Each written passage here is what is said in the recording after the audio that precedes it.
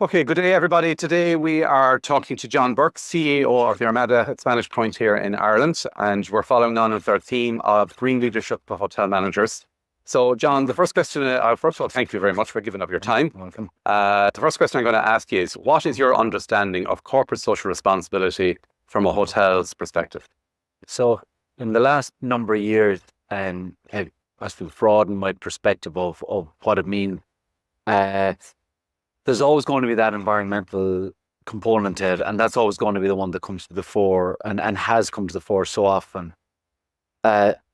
More and more research as it's come out from Fáilte Ireland and from other bodies says, to the consumer, there's often an element of parking up a little bit of a guilt consciousness around carbon footprint for travel. You know, they're aware that they're aware that they monitor throughout their lifestyle and throughout the year at home. And there's an element of, look, this is my moment to kind of let the hair down, enjoy myself. And there's going to be an environmental consequence to that. And there's no doubt about it. Tourism and as a hotel, there is an environmental impact, and we're always working to reduce that. But it just exists, and we can continue to try to reduce it. But it is a reality of our industry. I suppose as the consumers have changed, so too has the perspective of myself and the team in the Armada. Been led a little bit by that research. It's been led a little bit, I suppose, by pinch points that we felt in the industry, a shortfall of employees and talent. And we started to delve and look a lot deeper into the other component to it. So one of them being the employee component. That's a really, really important, I believe, as an industry where labour intense. We often have a large component of the lower paid jobs within our industry. There's an amazing array of highly paid jobs within the industry as well, but there is a component of lower paid jobs within our industry. And there's an opportunity to make a positive impact to their lives by having good, solid policies and procedures and practices in place. So for me, that's a really important component to it. There's a real potential to make an impact to people's lives. And to me, that's one of the greatest outcomes of a hotel like mine in rural Ireland and in rural wherever it may be, that we can make a real positive impact to people's lives by having proper procedures, policies, and having quality employment and giving people a proper path to career progression. Beyond that, I suppose, again, looking at the nature of my hotel, and that's, I suppose, where I'll reference a lot this too, but I suppose it would apply to so many other hotels. Hotel that's embedded in the community, a small community in rural West Clare. There's also a great potential to make a positive impact to the people around us. And again, that's, I suppose, another huge focus of the business now. As we look at CSR and delve into it a little bit deeper, it's, how can, as our business continues to grow and succeed, and mightn't always succeed, but for now, there's probably that it's generally positive and we're succeeding and winning more than losing at times. Can we create an uplift for the people around us? So I suppose that's something that's really, really important as part of CSR. And the final component that's become very significant and important is over the last number of years would be, how can we impact suppliers as well? How can we support them in allowing them to make a positive impact in the work that they're doing? So supporting them and encouraging them for, I suppose, a better technology, reducing their environmental impact, better, for us to support them when they're buying in more conscientious products or from more conscientious overseas suppliers. And along with that, trying to bring suppliers together. So again, with, good buying power in the Armada, purchasing power of over 3 million per year in a rural area, we can take the lead a little bit in how we support our suppliers. So sometimes bringing them together, a supplier that has a good idea and mightn't be able to fully bring it to market, supporting them to bring it to market, not just by buying the product off them, but for example, one of our suppliers was developing a unique beef product. We support them, we advised them, we visited the farm, we brought them in to meet the chefs, we spoke to them about what our customers' requirements were. We were eventually their very first customer. And we kind of provide a little bit of mentorship for them all the way through. So not just buying from local, like we will all say buy local and we'll buy local, but bringing it to the next level. So CSR has become a very broad ranging scope rather than just environmental. it's very much the employee, the community, and the suppliers as well. And that's, I suppose, where the real excitement can be as well. Yeah. Fresh. And we're going to explore all those themes that you just brought up there now in a little bit more depth in a bit in the interview. The next question I have for you is, what insights can you provide, and you're definitely in insight mode with what you just said there, providing regarding the interplay or the intersection between corporate social responsibility then and ethical business? Yeah. You know, that's taking it to another level again, Okay. really. Isn't it? Yes.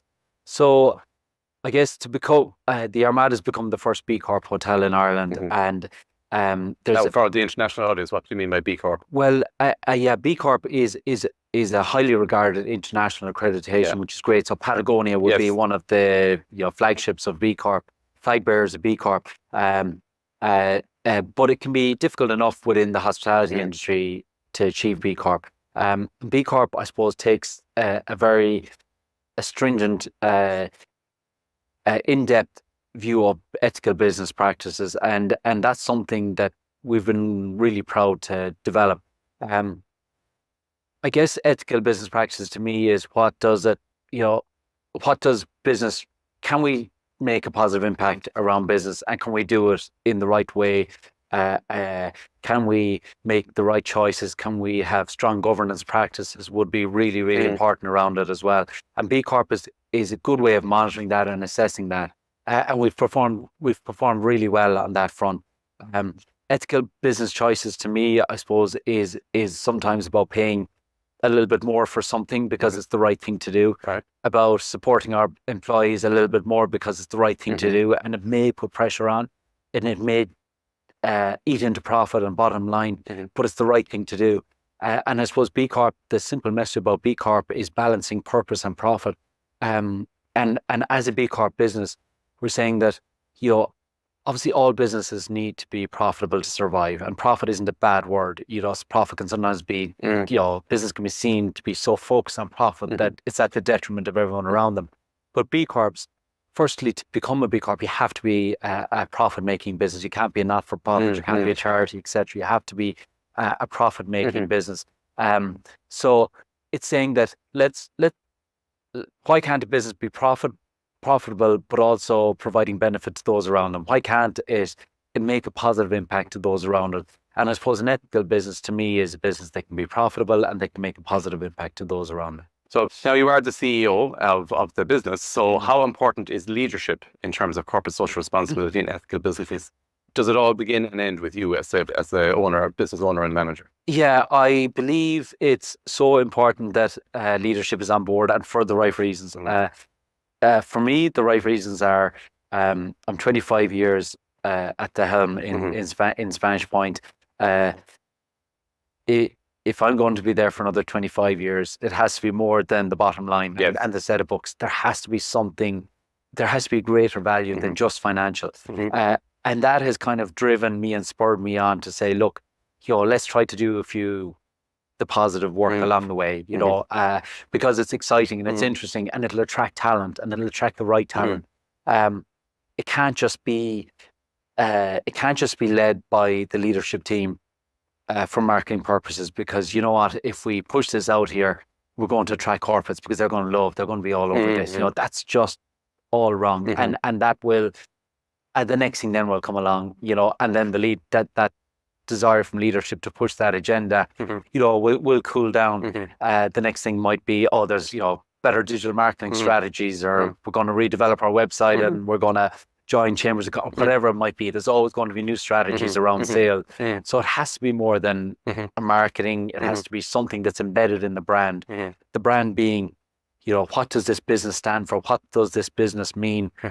When someone hears the Armada, what emotions does that conjure up? It has to be as embedded into the business as that. And the only person that can really lead that, or that has to start with leading that, has to be at the top of the organization. So for our organization, I have to lead that. I have to believe in it, and I have to want it. For a bigger organization that might be led by shareholders, the chairperson, whoever it might be, it has to matter to them, and it has to mean something to them, and it has to be the long journey. and it can't be something that's simply delegated out as this is the task and this is what we need to achieve because, it's going to be the right marketing or it's going to be good for business or whatever else, so for me, it absolutely, leadership is critical to it.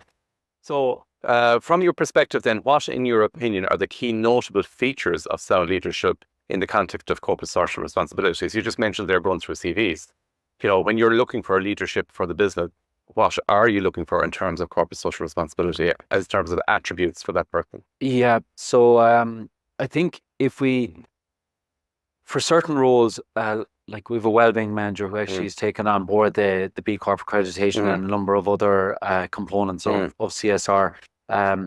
So again, it's finding, for that particular role, it was finding somebody who aligned with our brand, and a lot of our CSR is around the Bay.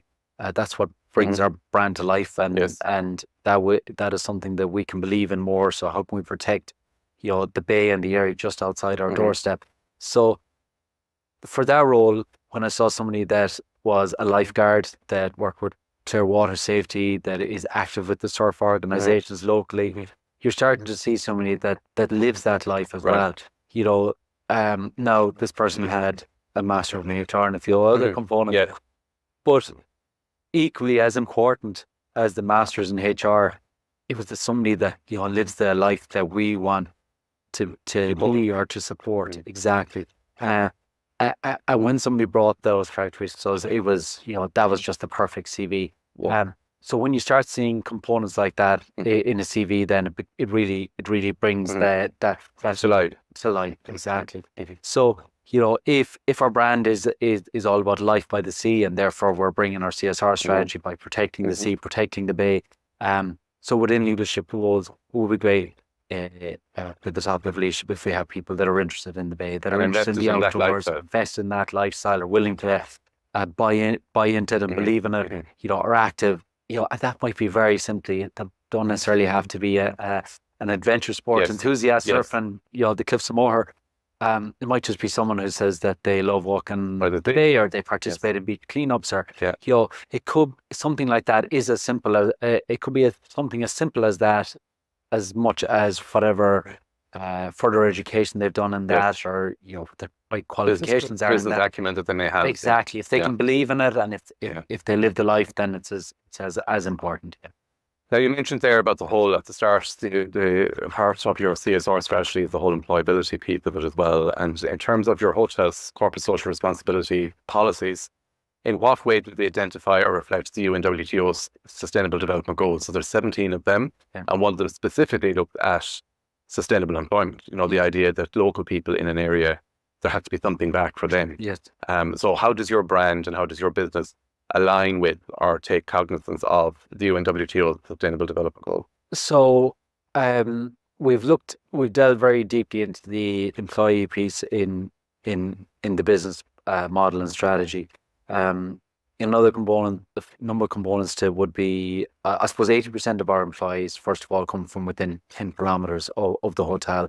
And considering 180 degrees of that radius is the sea, and we haven't any mermaid employed. Yes. So we've a limited catchment area.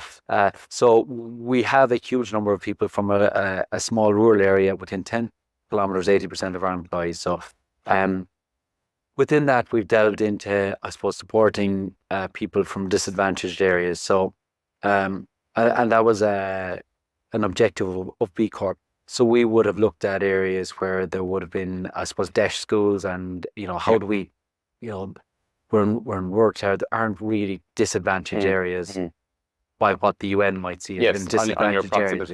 But I suppose where there are DESH level schools, we might see that look, they required more government support than others, because there might be an element of certain areas of poverty within the community. So we tried to, we have clear strategies around supporting, encouraging employment from areas like that. We have strategies around people with physical and intellectual disabilities being employed. We have strategies around young people from our local school and supporting them and employing them. So we try to create strategies that mightn't necessarily always align with the best, most productive employee that we can get into the business. But if we can get somebody in that is supporting a person from the community that may not get other employment, then we believe that makes it can make a real positive and lasting impact in the area. Those people can often be the most loyal, long-serving, and valuable employees. You know, people that may have an intellectual or physical disability, their productivity might not be as strong as a fully able-bodied person. But their impact to morale and to team spirit can often have an uplifting effect on all the employees, and we've seen that time and time again. So I suppose that would be they would be some of the strategies that we'd work towards. Great. Then what is your understanding of the relationship between corporate social responsibility and climate change? And you mentioned, you're very much embedded in an area of natural beauty. The brand is bringing that natural beauty to life. So what is your business doing in the context of that, and the relationship between how you run the business and climate change? So that's an ongoing area that we have to keep progressing on, and we're very conscious of it. And as an oldish building, there's a huge amount of work that has to happen bit by bit by bit, and it has been happening for the last number of years. So I suppose moving away from fossil fuels is a strategy of the hotel. Moving towards electric energy is a strategy. Big investment this year would have been around replacement of kitchen equipment. Induction, we're probably within County Clare area. We probably have the highest level of induction equipment within any kitchen, commercial kitchen. Our main kitchen, we've only one gas component within our main kitchen, and that kitchen you could have 10 to 12 chefs working in that space to give it in terms of scale, and there's only just one gas component. So induction at a huge cost, but a far better space to work in outside of the environmental impact. So solar panels would have been a huge investment this year. That would have been the biggest investment, single investment. The kitchen and solar panels both happened this year. Kitchen was a 500,000 investment, and the solar panels were 140,000 euro investment. So a long way to go, but huge commitments made. Solar panels, it's a 365 kilowatt system. At its highest, it's generated so far 1,000 kilowatt hours on a particular day, and we'd hope to see many more of those days. So it's having a huge impact on the amount of electricity we're using. Right. So we have to continue to move towards electric energy within the hotel. We had to support that and we had to, I suppose, make the right business decision by ensuring that we're not overly exposed to electricity prices, go sky high. When they went the last time, there was an element of protection because there was an element of oil heating in the hotel. And as we move everything towards electric, we have to protect the business somewhat. So the solar panel was really important. Wherever we've done work, we now have 3 heat pumps, and we have a lot of air conditioning in the public areas. The next strategy is to move towards heat pumps in all the bedrooms with 3 different blocks, and we have to move towards heat pumps in each block. So the first will be in January this year, and we'll have our first 30% of the hotel will be heated with a heat pump, again electric energy. Our gas is bio LPG gas. Again, that's the right decision to make on that, and it comes at a cost. So we're making the right decisions, but it does take time.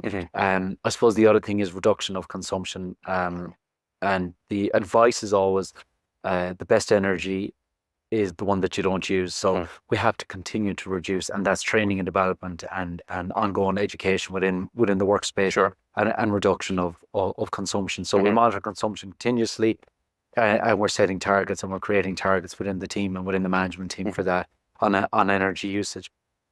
So our environment, our carbon footprint, and our the impact of the business, it exists. Where we have some space, we have some work to do to continue to reduce it. We've made huge inroads in the last 12 months, and over the next 2 to 3 years, though a lot more work will be done. The other work we did this year was insulating all the attics, and insulating some walls, replacing some windows and doors. So not only have we to contend with the building itself and the efficiency of the building, we have to move towards electric. Then we have to generate some electric energy. The project, the scale of the project is huge. Overall, I would say probably about 2.5 million of investment, and that's just cannot be done all at once. So potentially 3 more It's years. staged. Exactly. There's about 800,000 spent in the last 12 months, Sure. which is huge, but the rest has to be staged. And is the plan eventually, John, to get to a point where you'd be carbon neutral, in terms of energy, that you'd be able to provide nearly all the energy from solar energy yourselves, or close to? Not quite. On the sunniest day in the summer, we get very close to. Right. For this year, we'll get very close on the sunniest day. Yes. And unfortunately, we don't have a lot of those in there. No, exactly. So, we probably need a solar farm to get us to that point, and that might not be that crazy of an idea down the road, and wouldn't be adverse to it, but it won't be on site. It might have to be off site, so the infrastructure now will be absolutely huge. Yes. So probably a 10-year project, but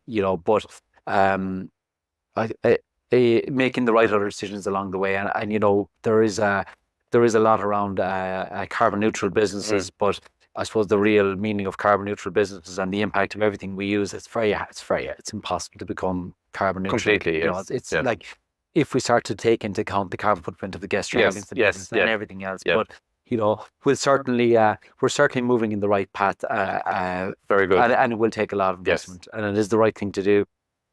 But it's like we were saying earlier, you have to make profit along the way, and our consumer, and for example, a wedding couple, while this is on their agenda, it's also they want to compromise on the experience. They still want to make sure their carpets are perfect, and the hotel is lit, the joinery is done, and the bathrooms are perfect, and everything else along the way. So you have to always balance everything together. And that brings us nicely into the whole idea then of sustainability. Climate change, sustainability are two sides of the same coin, essentially. So what is your understanding of the relationship between corporate social responsibility and sustainability? We hear a lot in business about the business being sustainable and that's back to profit. But I suppose in the context of what we're talking about today, it is the environmental impact of the business. Yeah. So the future sustainability and profitability and potential for the business to continue to trade into the future and CSR are absolutely interlinked for me, and they can't be separated. I think the consumer is more and more interested in this. Certainly the corporates are huge. Tour operators for us is absolutely critical for them. Certain markets are absolutely zoned in on this right now. Not to mention where will it be in 5 or 7 or 10 years time. But beyond that, the employees are interested in it. And if we delve deeper into the CSR and we look into the employee proposition and we look into the community and everything else, it's becoming more and more relevant and more important to attract talent, to retain really, really good people. And we spoke about chefs as we prepared for the interview, and 31 chefs in the Armada now. And I suppose the key to that is retaining people. We can keep recruiting, but if we're recruiting 3 and losing 4, it's not a good strategy. So retaining people, giving them, chefs burning out, and just use them as one, but that could be any department, bar staff, banquet team managers, housekeeping, anyone. So creating an environment where these chefs can, and also we spoke about someone who reached full retirement age, and we celebrated that. That was just a number of months ago, because some of our chefs said, how many chefs have we had retirement parties for? Some of the chefs said, I've never seen them. They've always moved on to another industry. Or out of the industry. Exactly. Why are we losing them to other industries? And why can't we create? And it's hard because it becomes a big cost, but we're not going to have chefs and just to use them for one example, if they're doing 70 hours a week or 60 hours a week in the summer. So as I said, our guys are 40, 42, 43 hours at the most. Right now, and 100% occupancy last night, and big numbers. And they're starting their shift at 2 p.m. We're not trying to bring them in at 10 a.m. for prep. They're starting the shift at 2 p.m. Finished at 10 p.m. So while they're under pressure during service, they still have their hours are normal, their break, everything else. So it's really important for the future of the business to make the right strategy, to make the right decisions around employment, around community, around everything else, because it will ensure the future of the business. if we want, and very much one of our strategies, continue to elevate the standards of food. We can't elevate the standards of food if we're not going to retain chefs. We're not going to retain chefs if it's not embedded, and if it's not a top priority of ours through our CSR strategies to make it a better place to work. Great. So it's absolutely interlinked at every point. Again, we talked earlier today about procurement and your strategies to support local businesses. So in terms of procurement and your strategies about procurement and processes, can you describe how ethical and sustainable practices are embedded within your supply chain? In terms that would obviously be buying local. The idea of not having strawberries on the menu in the middle of February when we don't grow strawberries in Ireland in February. All those types of things. How are they embedded in your business? So absolutely, menu planning is really important, and we have an element of seasonality in our wedding menus. We would, example the strawberries. We would have them. We would have a strawberries dish available during when Irish strawberries are available. Yeah, and I think people, if you can commit to that and explain that to people, then they love the idea of strawberries when they are available. And they buy into, well, do you know what, maybe they're not going to be available. They're not the right thing to have at Christmas. Anyway, potentially. So people can buy into, because what's usually right for the environment is probably right for the palate as well. So those types of decisions are really important. We have a component of outdoor dining during the summer, so making the right decisions around packaging is really important. There's an element of the risk of packaging blowing from the tables into the sea.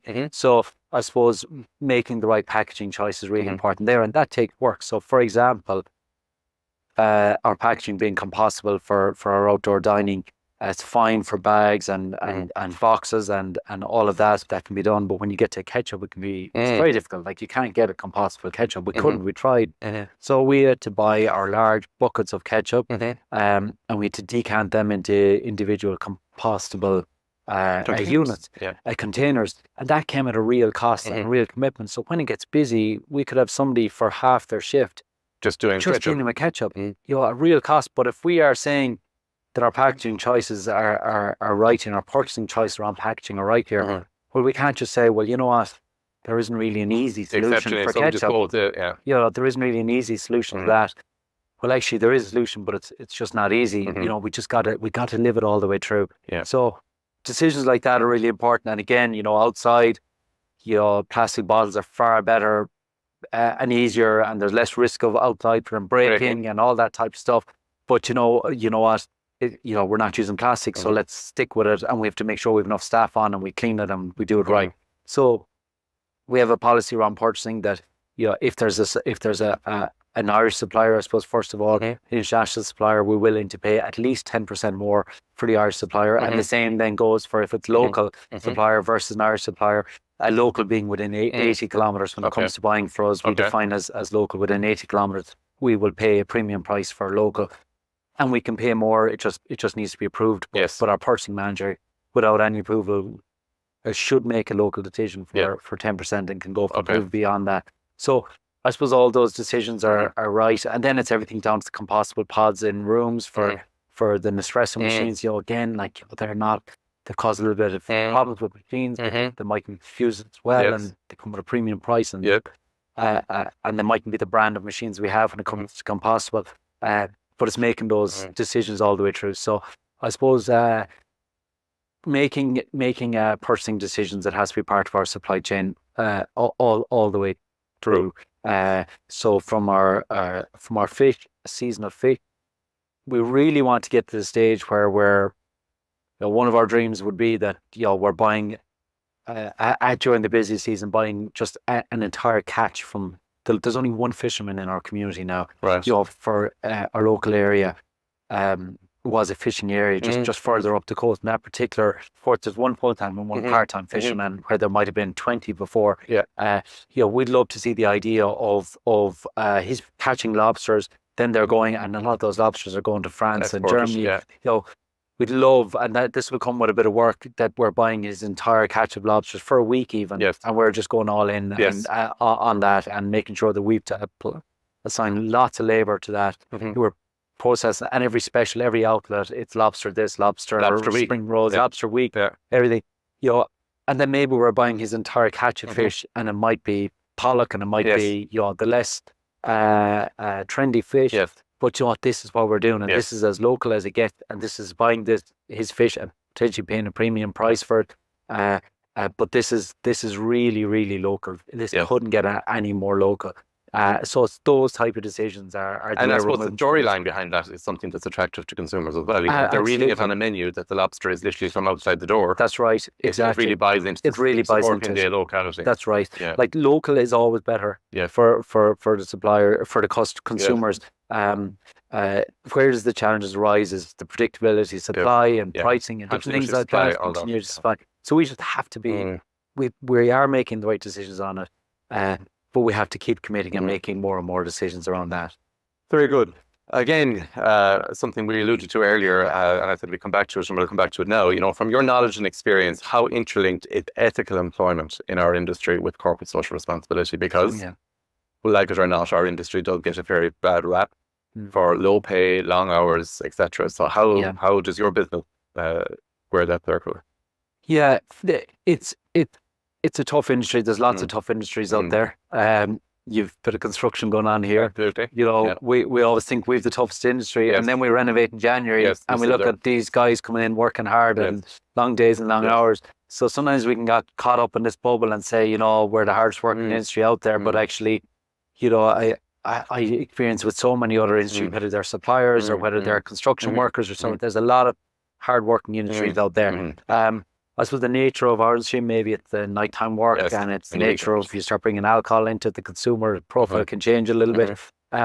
So we really believe in trying to make it, the best possible it can be to work in, and we believe it can be. It is an amazing industry to work in, and I know you're absolutely vocal and passionate about this. It's an amazing industry to work in. People have left our industry and gone to other industries and have returned because they see so many positive to the industry, the camaraderie, the positive energy, the creativity, and it's a creative industry. There's so much between food and cocktails and wines and interior design and graphic and music and entertainment, and there's an element of the arts and creatives. And it's dynamic. That's the biggest thing. It's hugely dynamic. You'll never be bored. We'll always say about people and that, but there's so much more to it than the people. It's so important. There's so much more to it. So it's an amazing industry to work in. And what are the pitfalls? Maybe when the hours get too much, the peaks and troughs of business. So we are working really hard to try to eliminate the pinch points that counteract all the positives. So the hours, the rostering, obviously split shifts are gone. Breaks, staff meals, 1,000 of the basics. To get the basics of communication comes down so many times as one of, I suppose, surveying our employees. We have a live survey just gone live last night, a really in-depth survey that we delve into a really in-depth questionnaire with every employee, and the biggest feedback that comes out each year is often the simplest thing of communication. Letting them know what the future of the business is, letting them know what's happening that week, let them know the changes that before they happen, a training on menus, communication on menu changes, drink changes, price changes. So that's the job chats, the huddles before work, the departmental meetings, the employee advisory forum. All those are really important, and we can sometimes forget about those and hustle and bustle work. So getting the basics right is the first thing. And I suppose with a wellbeing manager, sometimes the things we looked at straight away, when he came on board, we need to do yoga, we need to free surfing and for the staff, and all those are there. Actually, it's way down the list of priorities for the employee. It's often the basics. It's the staff meals, it's the breaks, it's notification rosters, it's the communication. So we want the exciting stuff that captures the headlines, but that without that, the exciting stuff without the basics is absolutely, it can frustrate people, because we could be letting them know about the free yoga tomorrow morning, and they're saying great about yoga, but I don't know my hours for next week. So so moving both forward is really important, but particularly the basics. There was a big focus in on basics. Then I suppose it's things around a fair and quality employment. So career paths to grow. One of the biggest pieces, one of the pieces of work we did this year was just for our bar department, creating the structural progress from from bar back right the way through to head of beveraging. And we can see a career path commencing on minimum wage and going all the way up to, potential salary equivalent, I suppose, including tips of potentially 60,000 a year for someone in food and beverage. And we're saying, but this is someone that hasn't even left the beverage element of one before they start going into food and beverage management or senior leadership. And that head of beverages and the roles below, senior mixologist, these are unbelievably valuable people that can give so much benefit to the business, can grow our margins, can create new routes to new consumers that are on trend with weddings and everything else. So let's pay them, let's train them, and let's pay them. So we had a mixology development program, we had a bar development program, we have the path to progress issued out to all our team. So there's, a bar person that can now see a path to growth and development and a future. Essentially in the job that they're interested in, that they don't have to say, you know what, I want to get a mortgage for my house, so I better go and take that job in Shannon, in the factory or wherever it might be. We can now provide that. That's really important. And then it's down to, that's just, we say, for the bar department. We have done it for the restaurant, particularly around wine. And now we need to bring that out into so many areas. So rooms division is really easy to bring. Obviously, there's so much path to progress there. And then I suppose it's the policies and procedures. So everything from, we had a big review of those a number of years ago. So I suppose the whistleblower policy, the bullying harassment policies. Then we have everything down to the menopause policy, breastfeeding policy, and all the others that just set us out to say, what is the industry best doing? And I know there's so many hotel companies that are already doing this, but I suppose I'm speaking from the perspective of an independent hotel operator where these mightn't exist traditionally. I suppose I believe that we all have to try to make them exist and make the right decisions, because that's the right thing to do. That's what the industry best is doing. So we need to do that. And, when you're doing them at time, you say, when will it be relied upon? Every once in a while, something will arise and say, hold on, we've something around that. What's our strategy?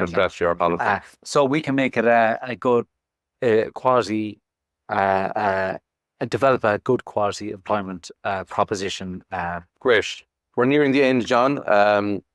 Your business is absolutely rooted and embedded in the local community up there. So this next question is, our statement, rather, is looking at that, the relationship between host communities, and in tourism literature, host communities literally means local people living within a business. So that relationship between host communities and sustainable development, how would you explain the underlying dynamics of this relationship? You're adding on to your hotel, you want to develop your hotel, but how is that impacting on people in the locality? Yes, great point.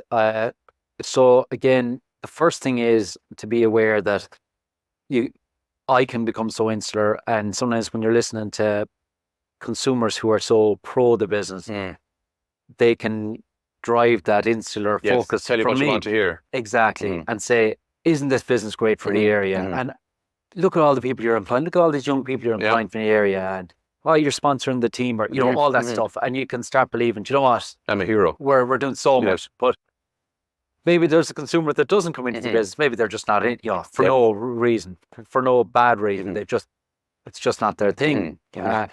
And maybe they're walking up and down the road to the beach, and all of a sudden there's litter thrown on the road. Or the other night there was rock pulled down from a wall. It may have been one of our customers that did that on the way on their way up the road. Exuberant. So that person now on their way to the beach in the morning, and there's one particularly elderly lady that I see with a walking aid. And those rocks on the path, have absolutely thrown her day up into disarray. So the first thing for me is not to become too insular, and I have been guilty of that, where you kind of just start looking and saying, do you know what, there's going to be this and that. Collateral wrong. damage, they call it. Collateral damage, but we're far away to go. And that and maybe there's an element of that is true. But to that person, they don't want to know. No. They just want to get to the beach unhindered that day. And it could be the rocks, or it could be rubbish, or it could be cars parked bad. There could be noise. There could be extra footfall on the sand dunes causing damage. So the first thing is to be aware of it, I suppose, and to be aware that there is a negative impact of bringing people to an area. As long as we can make sure that the positives are far outweighing it, is really important. And as long as, I suppose, an area like we do need economic growth, we do need employment for young people, we do need, if we're making the right employment decisions, then yes, there is an impact to the sand dunes, but there's also the positives of all the other things, employing people with physical, intellectual disabilities, so many other decisions, so they can help to start balancing things out a bit. But first thing is to be aware of it. Then the next thing is, I suppose, is to communicate locally. So being part of community groups, community forums, an advisory forum is something we've worked on. We have an element of it, but we want to delve deeper into that. People that will give it to us straight, at what is the impact. So, for example, I'd be very acutely aware that we're about 1.5 kilometers outside of the main village. And there's no obligation for the business to support that main village. There's no obligation whatsoever. But maybe the business should be supporting that main village a bit. Maybe they don't have the marketing power or the digital marketing budget. So for us, for example, one of the projects now is creating a map of the village, encouraging people in. Why not go in for a couple of drinks before dinner? Why not have your pre-dinner drinks in Miltown Malbay? Yeah. And it has to be more than just saying that. We have to do the maps, encourage them. Yeah. Here's a few key points about the 5 or the 11 different pubs, I think. Here's the few key points about these pubs. If you're into this, visit. Here's during the day, wander into town. Here's 8 discovery points. It's there's over and back. It's 2 hours of a trip, maybe to the hotel to discover these. So we have to encourage it a little bit more. The next step might be actually providing a shuttle bus for people in and out. So I suppose engaging with people, being aware of it, and then just saying, okay, let's try to see how we can undo some of the negative impacts. So the litter from the person going up the road that leaves the place late at night and decides to throw their bottle of beer down on the ground. We have to be conscious of that, and we have to monitor and patrol those areas. We have to monitor and patrol the cliff edge. We have to support beach cleanups, which we would lead. We have to engage with the community, and then we have to say, well, look, or we keep going on about the economic benefit of it. Well, how do we spread that economic benefit further afield? How do we not just say, well, we're bringing all these, and Fáilte Ireland would say for every euro that's spent in a hotel, €3.80 is spent within the local community. So we can't just throw that stat out. Let's just try and say, well, actually, let's encourage people in a little bit more. Obviously, all our team events we bring to the local village, buying within the local village and all that. But let's bring our customers in there. Let's encourage them in there. We're going to lose a couple of drinks before dinner. It's not going to be the make or break of the business. But if we can get 50 more people, even 30 more people in every night of the week for the summer, it would make a nice impact on the village. Yeah. So being aware of it, I suppose, not being too insular in the outlook, and then trying to find the little bits that can be done along the way. Great. Finally, then, if you were to sum up the business case for CSR and green sustainable practices, what would you say are the key aspects in your opinion? The key aspects are retention of talent, including myself. If I could be generous to myself, call myself talent. Yes. We'll use talent very loosely around myself. But retention of key people and talent would be very, very a significant component to it. It's I believe, attracting certain markets, whether it's corporates, tour groups, is really significant for now.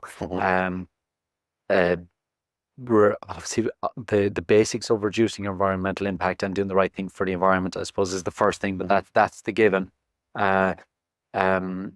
Making a positive impact on the community, which will always only come back to you in droves.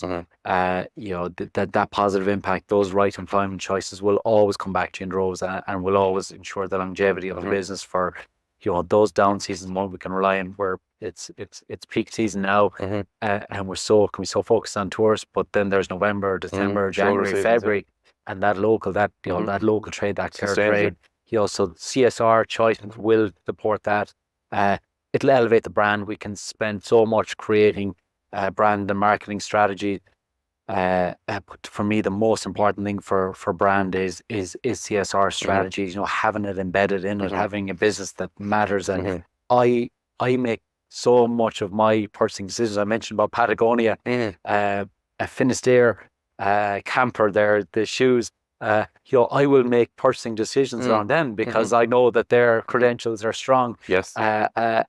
And I'll never vocalize that to them in any way. Yes. But that's just, I suppose, my purchasing decisions. So CSR, I suppose, will align with consumers and they will make How you live purchasing your life. choices around. Yeah. So for me, it's the longevity future of the business. It's I have to look beyond the next year or two for business. I have to try to look in my role, to the 10 and 15 and 20 years, and are we making right decisions to make sure there's a business there? And it'll often be, Spanish Point isn't the strongest destination in Ireland. We have to make the property a destination, and something like CSR will ensure that. And it will ensure the right people are working there, will ensure that the right talent is there, that are making the right decisions for the right reasons, and that believe in it and believe in the brand and believe in the bay for us, believe in life by the sea. So for me, it's absolutely critical to the future for all those reasons.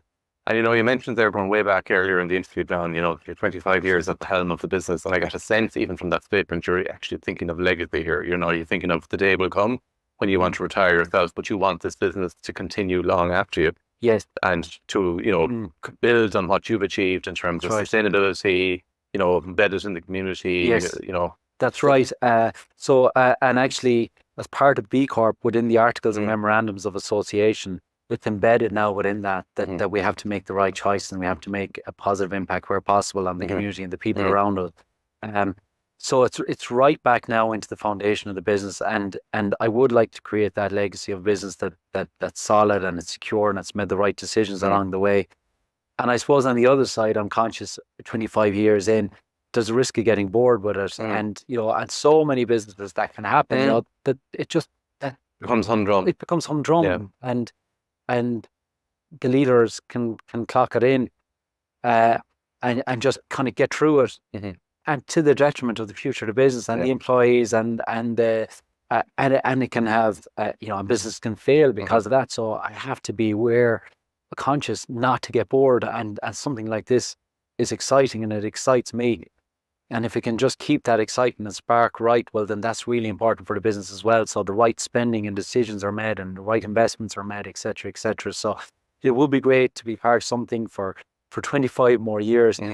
That has made the right decisions, and I suppose that can be a leader in certain areas where it can be, and I suppose when the time comes to retire or sell or whatever it might be, it might be employee shareholding by then. Who knows what the future will hold? But that it's been enjoyable and it's been exciting, and the future is bright for the business by the time that comes. Great. Well, John, thank you very much for your time. It has been fantastic actually listening to you. Certainly, you're very passionate. That certainly comes across here, and I hope the viewers get that sense through watching it. You're passionate about the topic of corporate social responsibility. Great. So thank you very much. Thanks so much. Thanks for having me here.